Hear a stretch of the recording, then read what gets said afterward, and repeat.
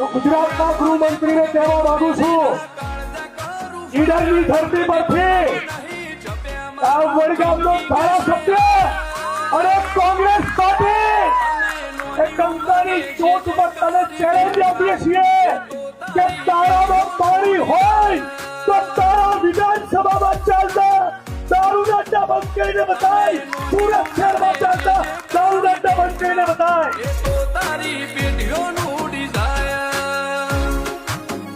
અને ચેલેન્જ આપીએ છીએ કે ગુજરાતના દરિયાકાંઠે છેલ્લા 5 વર્ષમાં 65,000 કરોડની કિંમતનું જે ડ્રગ્સ પકડાયું, તે ડ્રગ્સ કોણે મંગાવ્યું, એની ડીલરશીપ કોની જોડે હતી અને કોના સુધી તમે એનો વહીવટ કરવાના હતા, એને નામ જાહેર કરો. અને બહુ ફાંકો હોય તો કહી દઉં,